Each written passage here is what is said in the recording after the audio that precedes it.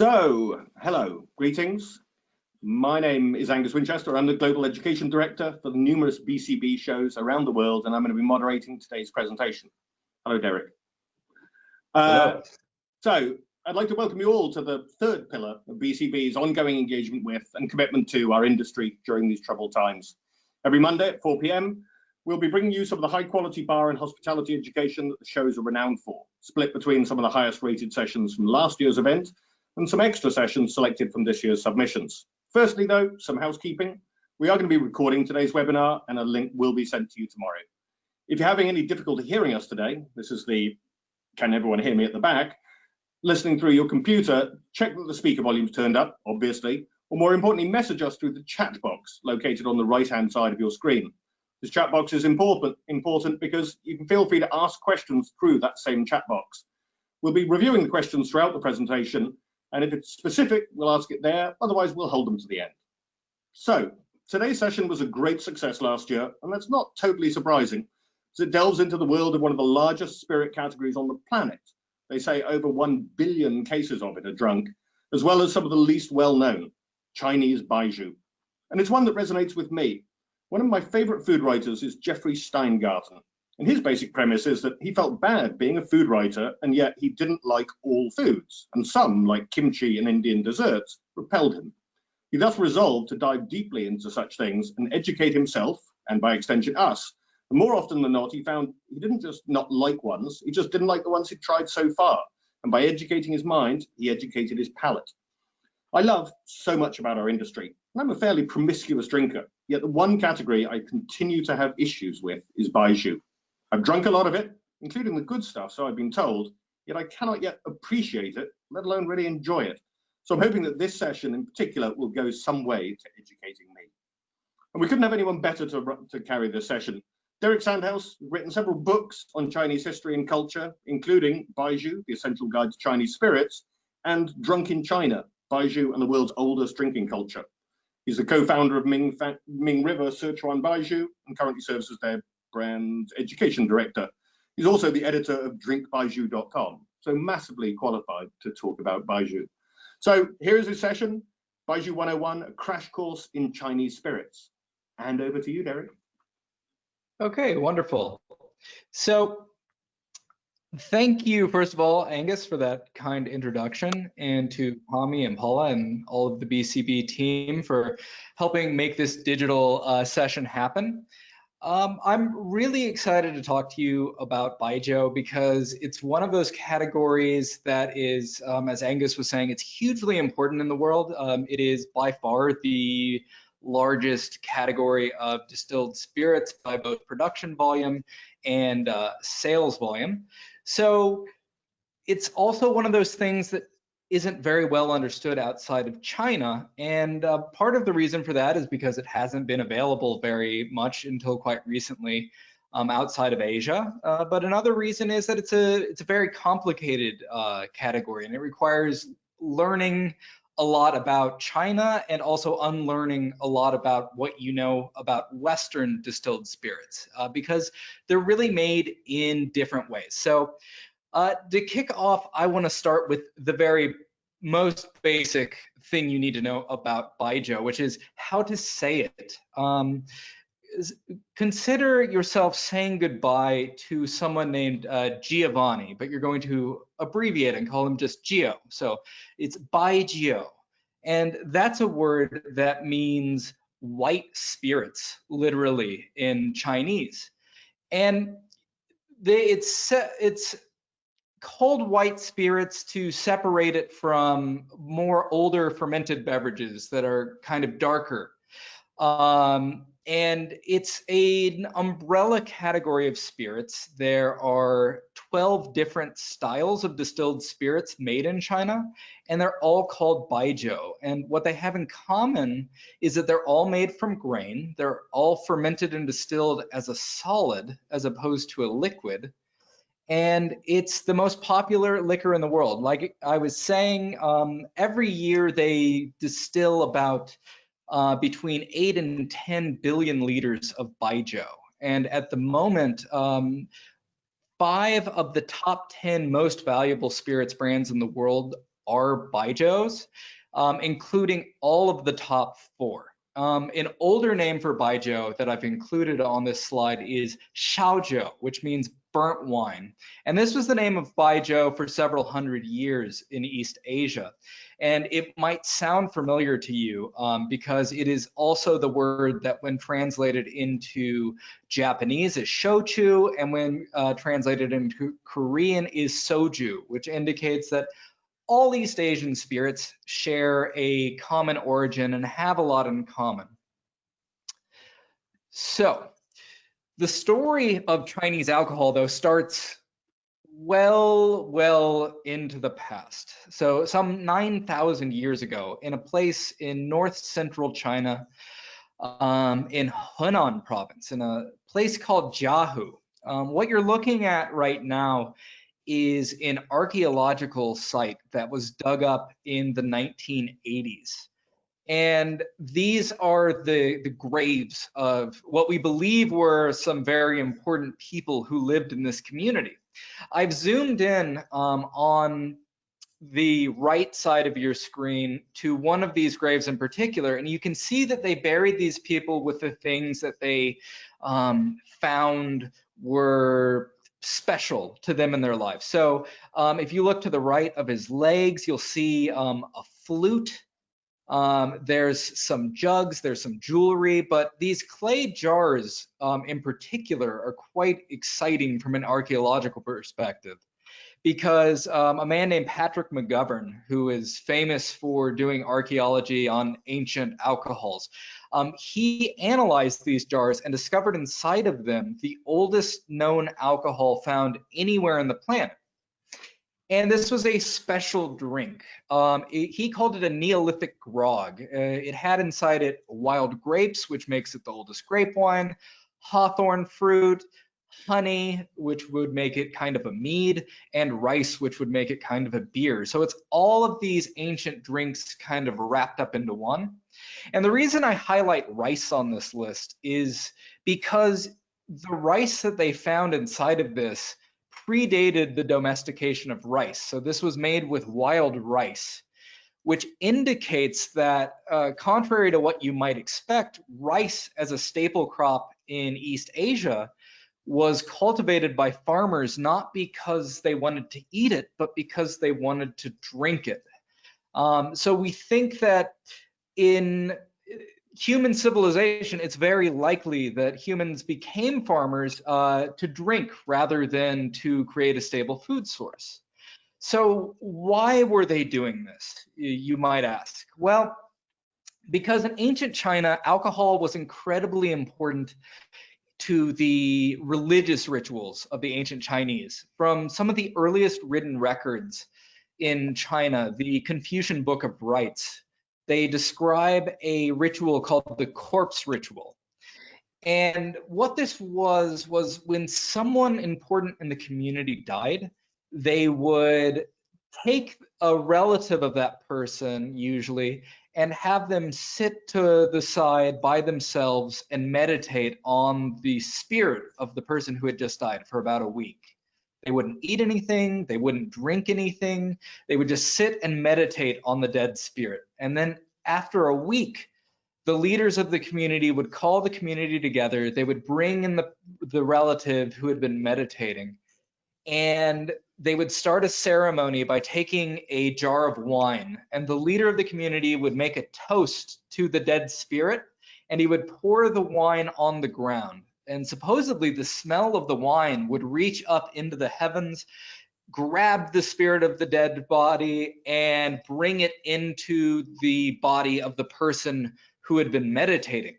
Then the leader would make a toast to the spirit. He would drink a glass of alcohol. He would pass the cup to the spirit, who would drink 3 drinks in return. Then the empress would make a toast to the dead, and the dead would take the drink and drink 3 glasses to show that he accepted the offering. And then the ministers would make this toast, and so on and so forth. Each time the person who had not eaten or drinking anything for a week would be drinking 3 glasses to 1 glass with the whole community, and they would get so drunk that they would believe that they had passed into the spirit realm and become the spirit of the dead. So in this ancient ritual, we see 2 of the fundamental aspects of Chinese drinking. One, you drink to honor someone or something, and the other is that you drink in order to transcend your reality and to change your reality. So within a few thousand years of Jiahu, you start seeing alcohol pop up all over Europe, Asia, North Africa. Pretty much all of this contiguous landmass began producing an alcohol of some type within a few thousand years. And it's possible that this happened one of 2 ways. It's possible that alcohol started in one location and then it traveled over land routes naturally from village to village, from community to community. Another way that this could have happened is quite by accident, because it's very, very easy to make the simplest kinds of alcohol. All you need is the process of fermentation, by which you combine sugar with yeast to create carbon dioxide and ethanol, or the alcohol that we drink. It's so simple a process that it can happen quite naturally. The simplest of natural alcohols is a wine, which can be formed without even human intervention. When a fruit, which is rich in sugar, comes into contact with yeast, which lives in the air, and it naturally ferments, you can squeeze out the liquid from the grapes, and you are left with an alcoholic wine. Grain alcohol is somewhat more complicated, and that does require human intervention, because grains have lots of starch, but they don't have very much sugar. So you have to perform a process, what we call saccharification, to transform the starch in the grain into a sugar. Then you add yeast, and then you are left with a drink called beer. But what makes Chinese alcohol so remarkable is that from very early on, the Chinese figured out how to do something that no one in Europe or Africa or elsewhere in the world figured out how to do, which was how to convert the starches in a grain directly into an alcohol by performing saccharification and fermentation at the same time. They did this for a very specific reason. In the Middle East and the Mediterranean, the grains that people were eating and drinking were wheat and barley, which are very hard-shelled.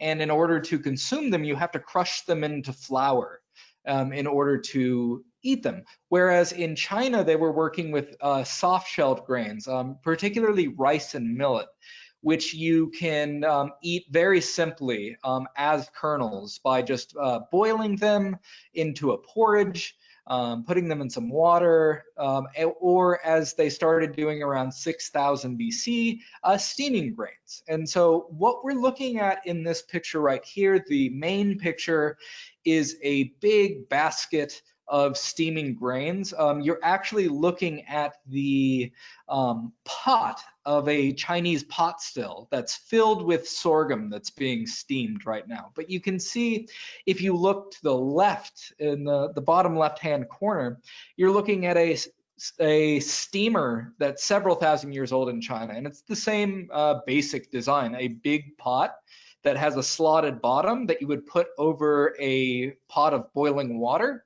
and it would go up and it would steam the grains. And a steamed grain, as opposed to a grain that's been turned into a flour, if you leave sitting out, will begin to interact with the microorganisms that live in the air, and it will begin decomposing and it'll start to ferment naturally, forming the basis of something that we call chu, which is kind of the secret and most important ingredient in Chinese and East Asian alcohol production. So at the top of your screen, you'll see something called small chu, which is made from rice that's been mixed with water, formed into balls. Or in the bottom of the screen, you'll see what's called big chu, which is made from wheat that's also mixed with water, formed into bricks. and you leave it in a climate controlled environment. And what happens is over, 2 to 3 weeks, the microorganisms that live in the air will begin to form inside and outside of the chew. You can see in the brick in the bottom left and also the bricks in the right, little patches of discoloration. And what those are three things in this order. There's mold, yeast, and bacteria.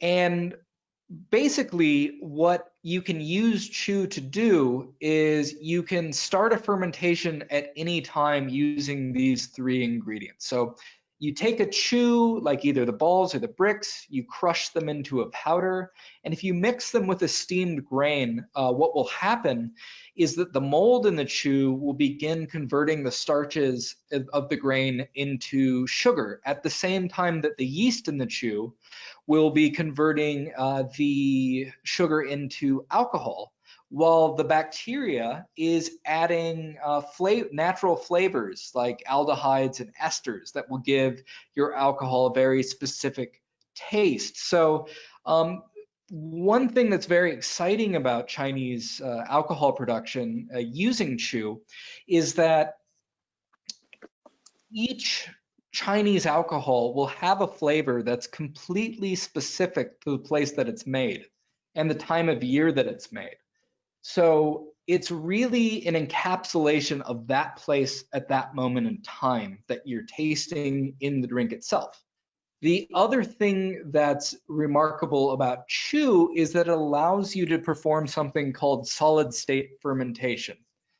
If you're familiar with making wine or beer, like with wine, you press the liquid out of the grapes before you add yeast to it. With beer, you create a wort that's rich in sugar, where you're creating a sugary liquid and then you're adding yeast to that. But with Chinese alcohol, because the chew performs the fermentation on the solid grains, you can actually do just like what you're seeing in this picture, which is you can rake big piles of steamed grain out on the ground, pour some chew on that, mix them together, and that solid grain will ferment naturally and will have alcohol inside of it.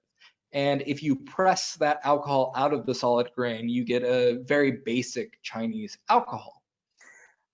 Chew is also notable for its role in Chinese food. So you use chew to make any kind of fermented Chinese product, everything from soy sauce to tofu to rice vinegar, all sorts of flavors that we associate with Chinese food come from this ancient alcohol starter. So chew, Chinese alcohol, and Chinese food all have a lot in common with one another.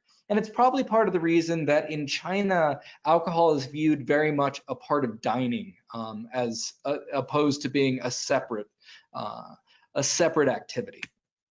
So, but for our purposes, the most important thing you need to know that around 2000 to 1000 BC was when chew was invented. And from that point forward, grains plus chew equaled an alcohol that was called jiu. And jiu evolved into becoming the word for all types of Chinese alcohol. So jiu today essentially just means alcohol in China. Like I was saying, in terms of consumption of alcohol in China, what you need to know is that they have a phrase in China that goes way back, saying that it's not a meal without alcohol, or you can't set the banquet table without alcohol. And that's because in Chinese cuisine, there's this notion that you have to balance the flavors that are on the table. That when you're going out to eat, you want many different flavors all at the same time, and you want them to balance each other out. So if you don't have a balanced table, you don't have a balanced meal, it's not healthy, and if you are consuming unhealthy meals, you're an incomplete person. And alcohol is viewed very much as part of that tradition, whereby you have to drink with your meal. If you don't, your meal's incomplete. So people who don't drink in China are incomplete humans, which is a sentiment I'm sure everyone here would agree with. And that was Joe. These fermented beverages made with chu were the most popular drink in China for most of their history. But about 800 years ago or so, we believe the Chinese began distilling alcohol. And the reason for that, we think, is that this is the time that the Mongols, led by Genghis Khan, conquered China, Central Asia, Eastern Europe, and the Middle East. And at this point in time, many of those places had already started distilling alcohol. So we believe that at this time, the Mongols brought distillation technology back with them from the Middle East into China. And these Chinese wine producers who had been active for several thousand years had their own techniques. Began incorporating the wine still into their production methods and making unique alcohols. So as we see distillation spreading throughout China over the next few hundred years, we really view the Ming Dynasty as the point in history in which drinks that we would recognize as baijiu today began to be made. The still traveled to many different parts of China. There were, dozens, if not hundreds of different types of alcohol that they'd been making in China before this. And as the wine still came into contact with these many different drinks, they became many different types of distilled spirits, such that they started making different liquors all over China. And today we call all of those drinks baijiu. So what is baijiu functionally? And that's what I'm mostly here to talk to you about today. So baijiu, as I was saying, is a spirit that is distilled from grains. And the grains that we're primarily talking about are sorghum and rice. Those are the most popular, but by far sorghum, this tall, stocky plant that originates in Africa that you see on the left, and you'll see its kernels in the top right. That is the most popular ingredient for making baijiu. Probably more than 90% of all the baijiu in China is made from sorghum or sorghum mixed together with other grains. But rice, both long and short grain rice, which you'll see in the bottom right, are the next most popular styles of alcohol or distilled spirits made from China, made from grain in China. So the production process for baijiu can be very complicated, and it varies significantly depending on which region of China you're talking about. But all baijius have 5 steps in common today. The first is steaming. As I said, you start the process by steaming the grain. This breaks down the cell walls of the grains and makes it easier for chu to initiate fermentation, which is the second step, the mixing of the steamed grains with the chu. Then you have distillation, aging, and blending. And let's get into those in greater detail now, because it's not intuitive, I think, for most people to understand how a solid fermented grain is distilled. And you do this using something that's called a Chinese pot still. And we see some workmen at the distillery where my company's Baijiu Ming River is made. And they are about to lift off the lid of a Chinese pot still. And the way that these stills work is, I think, fascinating. This is a cross-section of a contemporary Chinese pot still. And what you'll see is on the left, you've got a heat source at the bottom of the pot. On top of that, you've got boiling water. And then there's a slotted metal divider between the steam and the fermented grains. These are solid fermented grains that you pile on into the pot. And once the boiling water begins filtering the steam up into the grain, what happens is the alcohol within that mash begins to vaporize. But it doesn't just vaporize once, because you've got the hottest grains on the bottom of the pot and cooler grains on the top of the pot. So as this steam travels up through the grains, it begins condensing back into a liquid and redistilling as it travels through the mash. So the mash itself functions similar to the bubble caps in a column still. So in a single pass, once this steam begins, the alcoholic vapor begins pouring off of the top of the mash, you put a lid on top of the pot. It travels through a tube into a condenser that's a metal coil surrounded by cold water. It will cool down into a liquid that is anywhere between, like 50 to 70% alcohol by volume in a single pass through the still. So it's not exactly the same as a Western pot still or a Western column still. It is very much its own thing, and that's fairly unique to alcohol made in this part of the world. After you've collected this baijiu from the pot still, you will age the baijiu. Now, this is traditionally done in terracotta clay jars, like the ones that you're seeing here. And unlike Western aging in an oak barrel, where you're trying to fundamentally change the flavor of the liquid, all you're doing when you're aging a baijiu is you want the air surrounding the jars to go into the liquid and begin oxidizing it. Now, the oxidization of a baijiu will do two things. One, it will neutralize some of the harsher chemical compounds within the baijiu, making it smoother and mellower on the mouth. But it will also further develop some of these esters and aldehydes, bringing out and further developing the flavor. So aging can happen anywhere from 6 months to several years. And the final step of the baijiu production process is blending, where you will go and you'll open up all of those different jars, which will have slightly different flavors depending on the time of year and how old they are.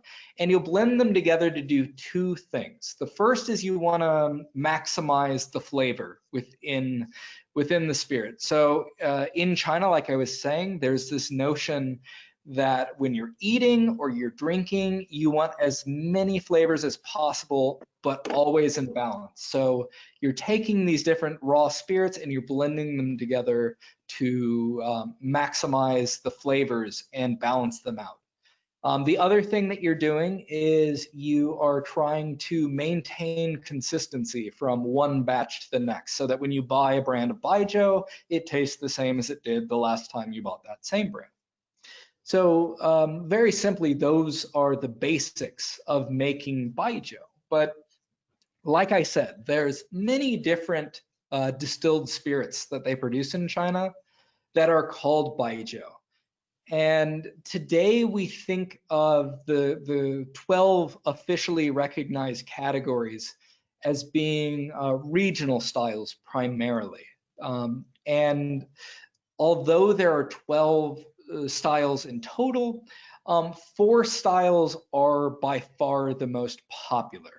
And you have strong aroma, which comes from Sichuan province in the southwest. This is by far the most popular style of baijiu. It accounts for some 70% of all the baijiu that's produced in China. Then you have sauce aroma, which is from Guizhou, which is probably considered to be one of the finest among baijiu connoisseurs. And this brand, Guizhou Maotai, you've maybe seen if you've encountered baijiu before. It's the world's most valuable brand of spirits, currently valued at more than all of Diageo. Then in the Guang provinces, Guangxi and Guangdong, you have rice aroma baijiu. And this is the only one of the major baijiu categories that is distilled from rice.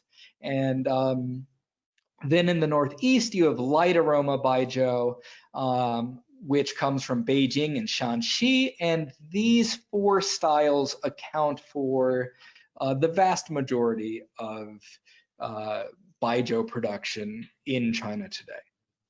So to talk about what the differences between all of these are, let's start with the mildest and I think probably most accessible of the four major styles of baijiu, and that's rice aroma baijiu.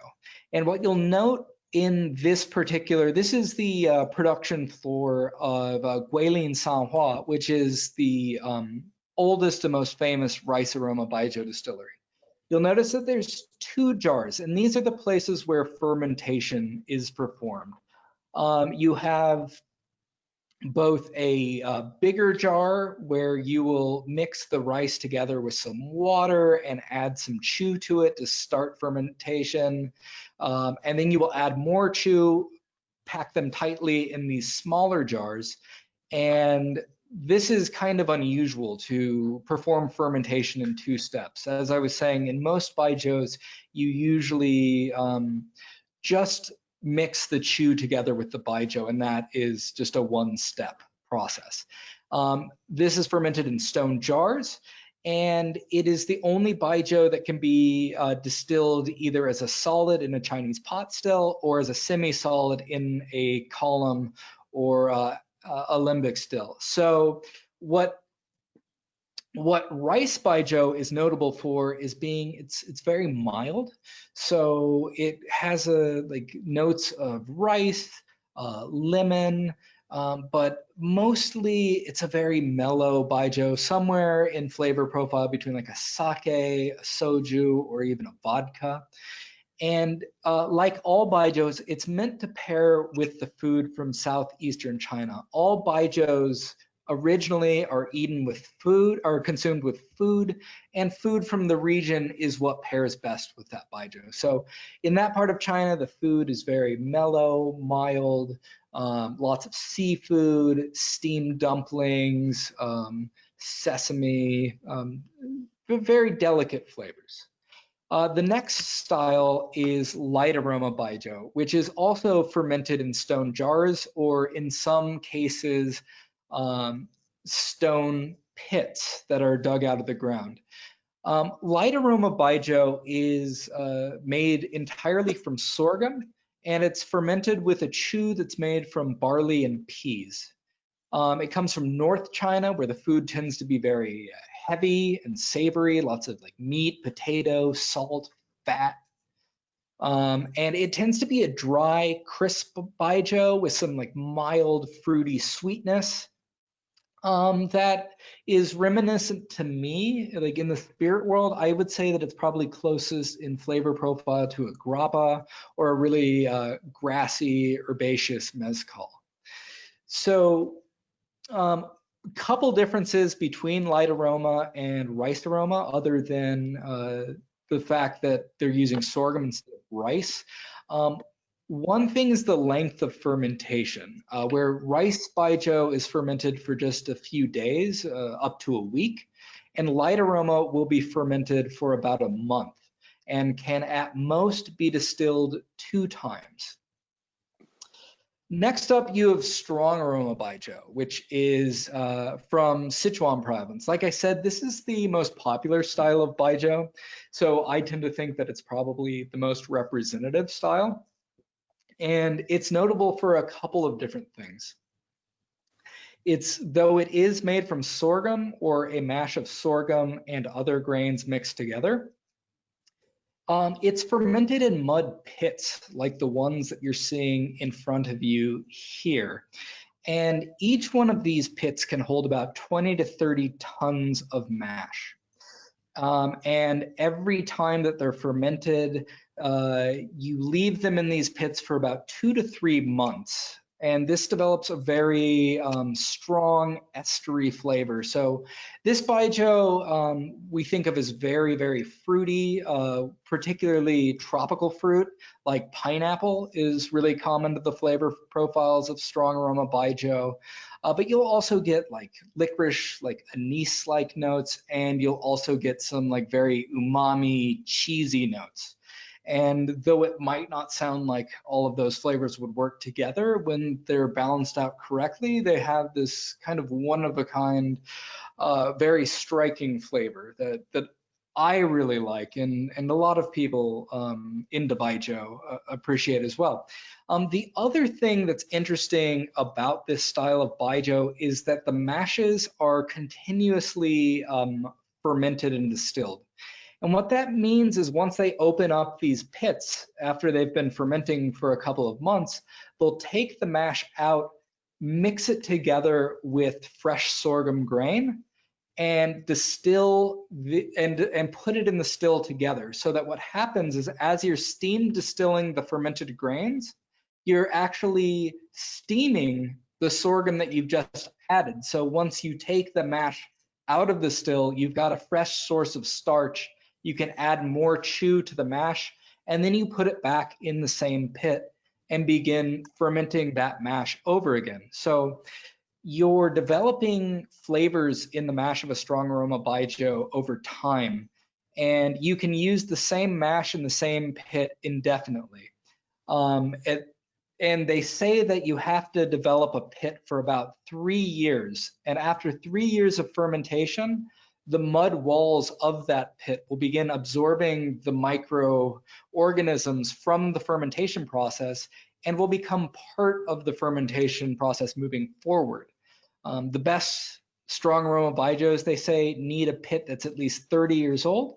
And at the oldest strong aroma baijiu distilleries, like the one that Ming River works with, we have more than 1,000 pits that are at least 100 years old, and our oldest pits were first used in 1573. So just a tremendous commitment to developing flavor over time in this category. Finally, you have sauce aroma baijiu. And in case there's any question, the sauce that's being referred to is a soy sauce. This is the most umami of the baijiu categories, with flavors of soy sauce, of course, but also nuts, sesame, mushrooms, herbs, pretty much any umami flavor you can think you will find in a sauce aroma baijiu. And this, like strong aroma baijiu, is fermented in pits, but they're stone pits, so they're not really an active part of the fermentation process. And the way a sauce aroma baijiu is made uses a riff on the strong aroma process of continuous fermentation, where you're adding fresh grain into a previously fermented and distilled mash. So a sauce aroma baijiu is fermented and distilled 8 times over the course of 1 year. And that's a complete cycle from beginning to end. So the first 2 cycles that you ferment the grains, you will add fresh grains into it. But the last 6 cycles, you are just adding chew. So you continue to distill the mash longer and longer cycles till at the end of the process, you have a mash that's been fermenting for 5 or 6 months, has very little alcohol left in it, but has developed this really rich, dark, caramelized, scorched flavor that's really peculiar to sauce aroma, but is something that baijiu connoisseurs very much like. So those are the major 4 styles of baijiu. Like I said, in China, the traditional way of consuming baijiu is always at mealtime. So you drink baijiu neat in little shot glasses, with many different shots over the course of the meal, with the traditional cheer of gambei, which means dry the glass. You can also infuse baijius for traditional Chinese medicine, or just because you like the flavor of it. That is another way that it's traditionally consumed in China. But in the United States and Europe and elsewhere in the world, baijiu is beginning to be used as a cocktail ingredient. And I think that's probably how most people in the coming years will be introduced to it, because as I said, with baijiu, you're dealing with a category that's both very large in terms of the variety between the different distilleries, but also the variety between the different styles of baijiu. You can get a lot of different flavors out of baijiu and many combinations of flavors that you aren't currently finding in drinks that are part of the Western bar canon. So it presents a number of, I think, pretty exciting opportunities to play around with if you like spirits and you're looking for new combinations of flavor. So that, before we start taking your questions, is the gist of my presentation. Of course, as Angus said, if you'd like to learn more, check out drinkbaijiu.com, where I have more information on all of what I've just talked about here in greater details. Also, check out my books, Baijiu, The Essential Guide to Chinese Spirits, which is more of a, nuts and bolts of what baijiu is, what are the different styles, and how are they made, or Drunken China, which deals more with the history and culture surrounding drinking culture in China. And with that, I think I'm gonna stop sharing my screen and start a conversation with Angus and the rest of you. That was truly fascinating, mate. I thought I knew about baijiu until I saw that. There have been some cool questions. Firstly, do all producers use the unique pot stills to produce baijiu? If so, how do they manage to have such massive output? Okay, yeah. So to make all of the major styles of baijiu, the only one where there's any wiggle room is rice aroma baijiu, because there's more liquid in that production process, so they can produce it in a column still. But all of these sorghum-based baijius do use a traditional Chinese pot still. And how many? How many stills would a distillery have, and how much does a single distillation as such produce? So in terms of a single distillation, I'm not entirely sure how many liters would be produced. Probably 100 liters or so, I would say. But that's just a guess based on what I've seen. But the way that this is done, as many things are done in China, like rice farming, they're not using any special modern equipment that would allow you to significantly increase the yield. They're just using massive volume. So like a large size Chinese distillery in strong aroma might have 5,000-10,000 fermentation pits, and probably one still for every couple dozen of those pits. So you have at distilleries just massive amounts of stills. I've seen distilleries that have hundreds of pot stills. Yeah, I mean the numbers to do with China are always just mind-boggling, it has to be said. Some more questions, but if you have others, please send them in now. Are there any temperature walls in fermentation that are too high, either to kill the yeast, or too low in effective conversion, or is temperature not really an issue with the yeasts?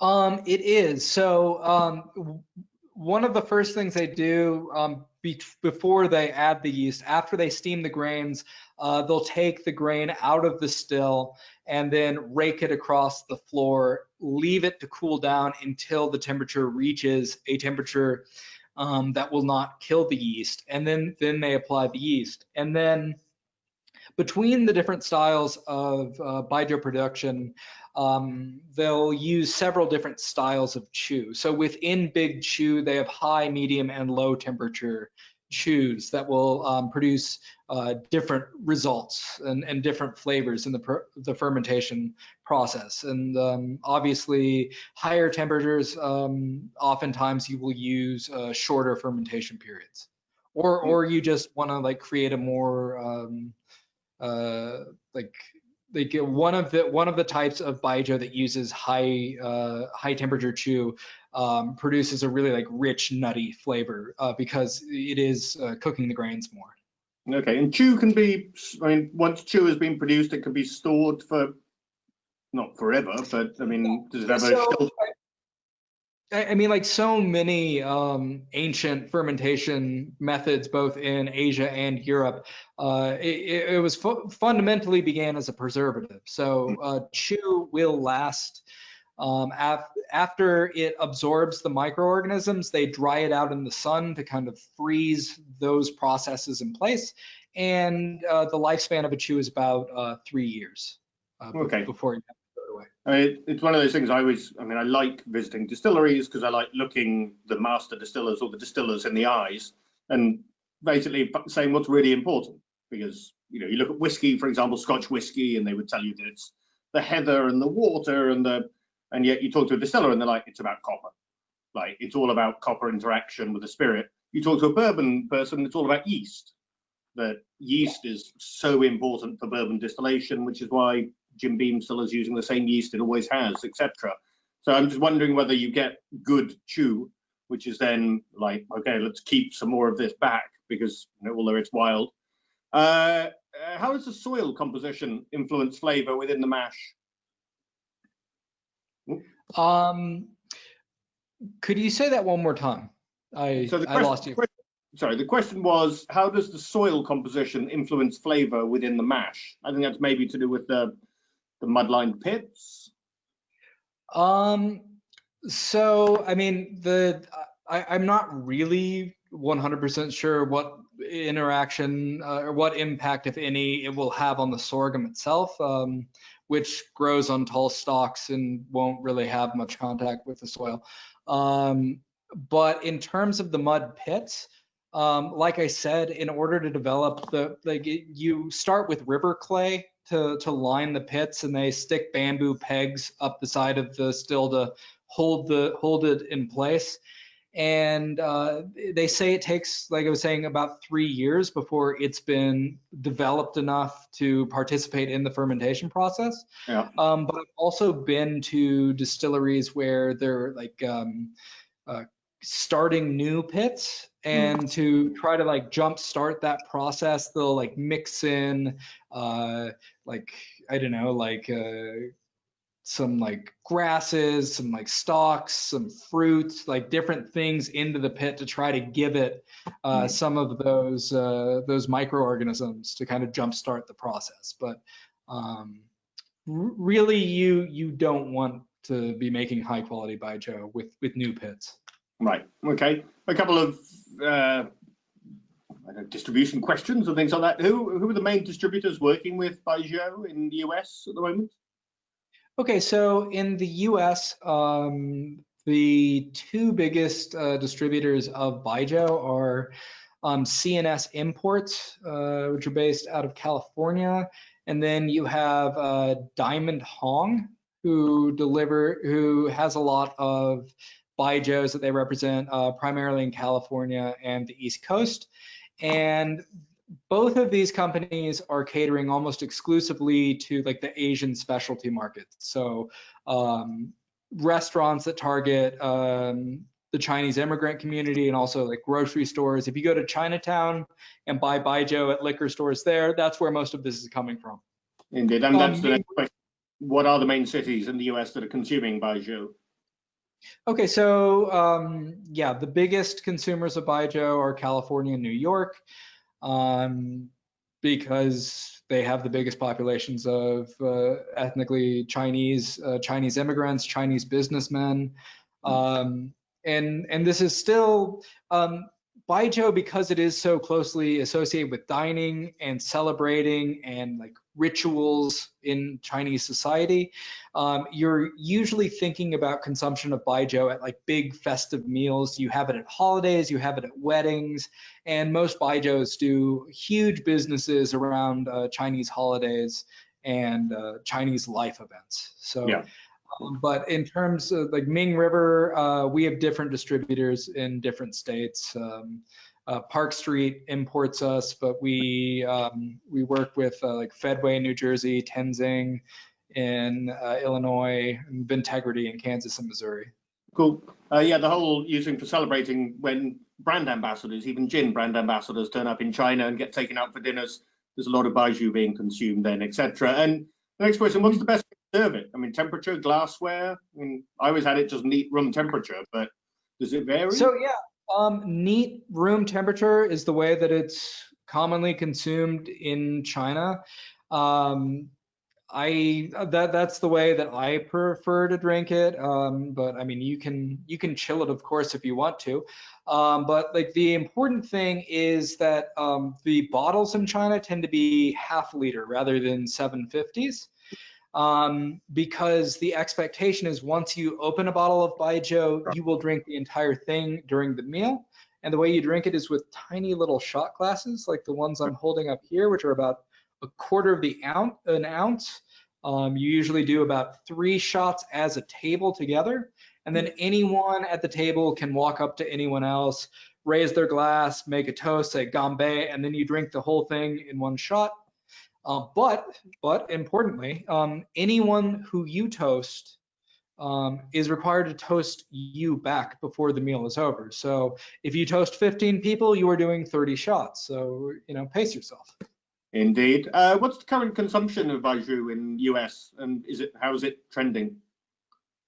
I don't think there's any reliable statistics for how much baijiu is being imported or consumed in the US.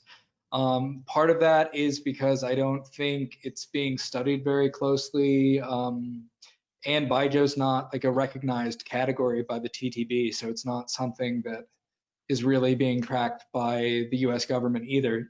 But anecdotally, I see baijiu being served at many more places, particularly in the mainstream, than there was when I got into baijiu about a decade ago. So, for example, I would say like 10 years ago, there were no bars or restaurants outside of China towns that were serving baijiu or baijiu cocktails. 5 years ago, there were maybe 50. Now there's a couple hundred. So it's growing pretty fast, even though it's still relatively small compared to what it is in East Asia. There is a fast-growing interest. Question for me, when you study like spirit sales and you look at, Tandoori rum and Emperador brandy and Jinro Sochu and things like that, these appear in the top 10 spirit brands all the time. And yet why is it less well known when they're making so much of it in China? Is it because it's mainly consumed in China? I mean, why isn't this on the top of every spirits list in terms of sales and volume and value and things like that? Why is it so badly known? Well, there's a couple of factors that I look. There's no one answer, but the most important factor I would say in why baijiu, and 99% of baijiu is consumed in China, and baijiu is 99% of the liquor that's consumed in China as well. And the reason for that, part of it's historical. Baijiu didn't become a big business until the country industrialized in the 20th century. Before then, it was kind of like a folk tradition where the only people distilling it were, small mom and pop distilleries out in the countryside. And the big baijiu distilleries of today were all created in like mostly the second half of the 20th century. So it really didn't exist as a big business until the People's Republic of China was formed. But then you have to remember the first 3 decades of the People's Republic of China, the United States had no trade with China. So baijiu was not exported to the United States until the 1980s, and baijiu distilleries didn't even attempt to sell it to people who weren't Chinese until the last decade. So a very old, very big category of spirits, but outside of China, one of the newest. Okay. Are there any efforts by the industry to gain recognition of baijiu by the TTB? Right now, none that I'm aware of. actually been studying this pretty closely, and it's a very, very difficult, time-consuming process to get a product recognized by the TTB. And a big part of it, unfortunately, is political, that you need to have a trade deal between the US and China. And if you've been following the news the last few years, China and the United States have not been getting along so well in the area of trade. Yeah, well, I get that. Based on something you said earlier, are there vintage Baijus which are limited editions or collectible?